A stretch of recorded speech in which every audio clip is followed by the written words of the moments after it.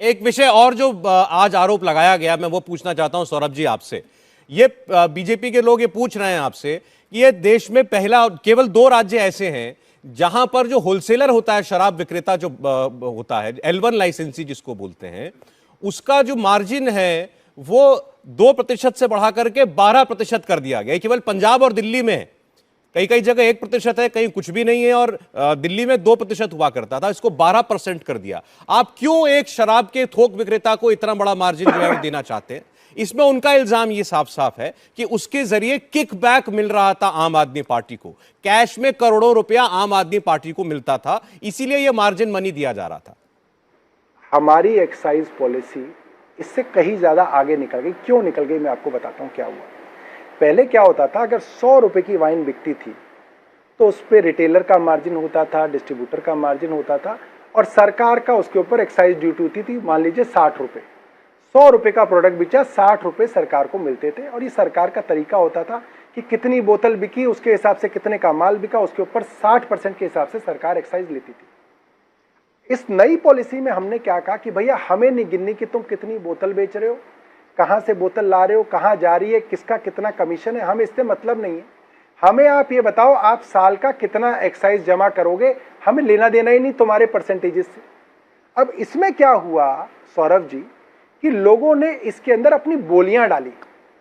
Highest बोली जिसने डाली कि भाई मैं आपको 300 करोड़ रुपए साल का दूंगा, मैं क्या बेचता हूं कितना बेचता हूं उससे सरकार को कोई लेना देना नहीं है, मैं बस हाँ 1 नंबर की शराब बेचूंगा, मैं 2 नंबर की नहीं बेचूंगा, हमें इतना ही चाहिए था।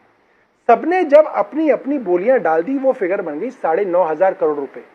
तो सरकार को जो रेवेन्यू में 6,000 करोड़ रुपए आने थे, जो आते रहे हैं पिछले कई सालों से, वो 9,500 करोड़ हो गए। अब सरकार का तो रेवेन्यू पक्का हो गया। अब उसके अंदर इनके मार्जिन, डिस्ट्रीब्यूटर का मार्जिन और रिटेलर का मार्जिन, ये कैसे डिवाइड कर लेते हैं। रिटेलर को कोई दिक्कत नहीं है कि डिस्ट्रीब्यूटर का मार्जिन वो बढ़ा देते हैं, तो सरकार को क्या दिक्कत हो सकती है। अब सवाल ये आता है कि क्या मार्जिन बढ़ने से डिस्ट्रीब्यूटर को ज्यादा फायदा हो गया। डिस्ट्रीब्यूशन, इसका जवाब मैं देता हूं। डिस्ट्रीब्यूटर को कितना मार्जिन मिल रहा है, ये एक्साइज पॉलिसी का हिस्सा नहीं था। जी नहीं, मैं इसका जवाब भी दे रहा हूं आपको। ये सूची होती थी 10 लाख रुपए, और उसको कुछ मार्जिन मिलता था, 3% 4% उनका मार्जिन होता था। वो कई सारे इंसेंटिव मिला के वो ऊपर नीचे चलता है। सब ब्रांड्स के ऊपर अलग अलग मार्जिन कंपनी देती है। कंपनी इंसेंटिव भी देती है अपने प्रोडक्ट को आगे बेचने के लिए। उसको मिला के वो 3-4% के बीच में चलता है। और उसकी फीस जो सरकार लेती थी वो 10 लाख लेती थी।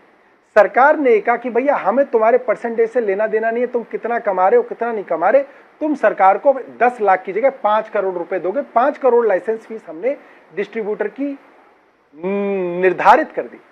उससे जहां पे पहले सरकार को चंद 2-4 करोड़ रुपए इकट्ठे होते थे, वो पैसा हमारा दरअसल यही इल्जाम बीजेपी के लोग लगा रहे हैं कि जब आपने डिस्ट्रीब्यूटर की फीस जो है 10 लाख से बढ़ा करके 5 करोड़ रुपया कर दी, 4 करोड़ रुपया कर दी, तो जो नॉर्मल व्यवसाय कर सकता था वो तो उस लीग से बाहर हो गया, और उसमें अपने अपने चुनिंदा लोग फिट कर दिए और उनके जरिए पैसा कमा रहे थे।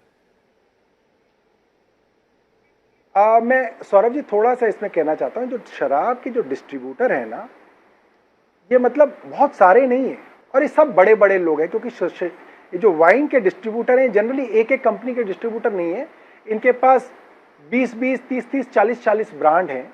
और ये सब वो लोग हैं जिनकी कई कई हजार करोड़ की टर्नओवर है। कि 1000 करोड़ की टर्नओवर है, ये लोग 10 लाख रुपए लगाते हैं और कोई भी स्पूरियस ब्रांड जो है दिल्ली के अंदर ले आते हैं, और फिर उस ब्रांड को पुश करने के लिए पैसा देते हैं कि इस ब्रांड को पुश करो, बड़े ब्रांड को छोड़ो, इसको पुश करो। ठीक है, वो कह रहे हैं देखिए रिटेलरशिप के अंदर तो नुकसान हुआ, वो एलजी साहब की वजह से हुआ, और जो होलसेलर से डिस्ट्रीब्यूटर से पैसा हमको मिल रहा था वो तो हमको कई गुना ज्यादा, 10 लाख का 4 करोड़ 5 करोड़ मिलने वाला था।